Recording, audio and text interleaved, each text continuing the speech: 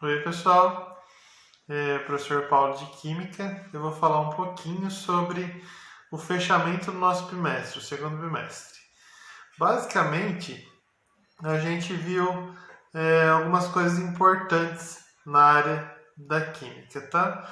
Primeiramente, eu vou começar com Lavoisier aqui, com a frase dele que fala: na natureza nada se cria, nada se perde, tudo se transforma. Então, basicamente, Lavoisier falava que a gente não pode sumir com massa, não pode sumir com matéria, tá? A matéria se transforma. E se transformar, quimicamente falando, são as reações químicas. E aí, o que acontece nas reações químicas? Acontece um rearranjo dos átomos. Sempre que ocorrer um rearranjo dos átomos, a gente tem uma reação química.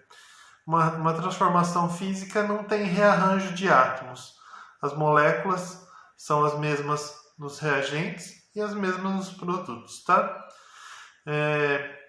Uma reação química, eu tenho reagentes, tenho a reação e eles vão se tornar produtos, tá? Quando eu tenho alguma substância que está lá, mas ela não participa da reação diretamente, a gente chama de catalisador. Esse componente está lá só para diminuir a energia de ativação da reação, beleza? A gente vai falar com mais detalhes mais para frente.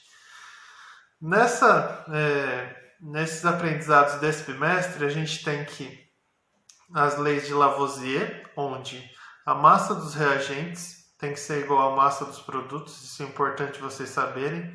Por exemplo, se eu tenho os reagentes A e B juntos, eles somam a massa de 50 gramas.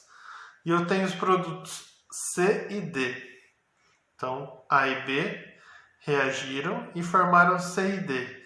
Se tinha 50 gramas de reagente, vai ter que ter, somando C e D, 50 gramas também. Por quê? Porque não pode sumir massa.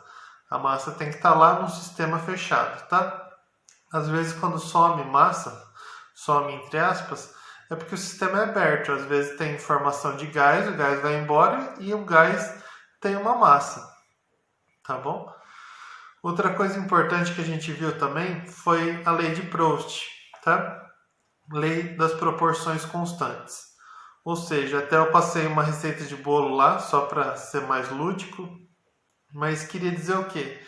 Que sempre que a gente tiver uma reação química, ela sempre vai ter uma proporção entre reagentes e produtos. Por exemplo, se eu reajo 2 gramas de uma substância com 4 gramas da outra, e se eu dobro uma, vai dobrar a outra, ou seja, 2 reage com 4, e aí se eu dobro 4, vai reagir com 8. Beleza? Isso funciona também na química, tanto na culinária como na química, mesmo porque a culinária nada mais é do que a química em ação ali, tá? Outra coisa importante, deixa eu olhar aqui, que a gente viu, foi separação de misturas, que foi o primeiro tópico do segundo bimestre, onde a gente tinha várias técnicas, desde centrifugação, decantação,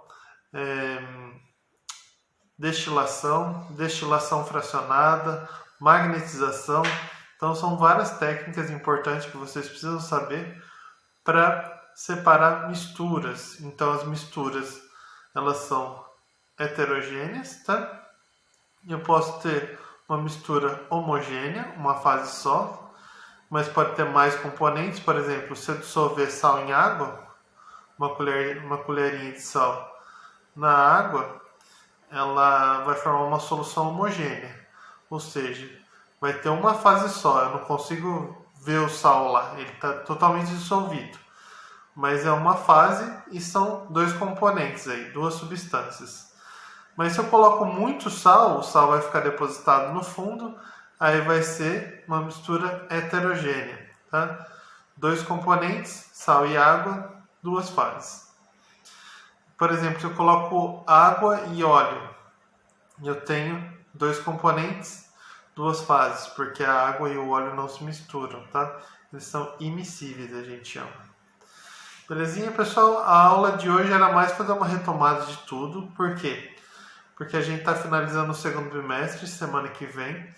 Então, semana que vem eu não vou passar videoaula, porque eu preciso fechar as notas de vocês, fazer um balanço de quem ainda falta me entregar atividades e dar esse tempo para vocês terminarem. Beleza? Um abraço a todos e bons estudos.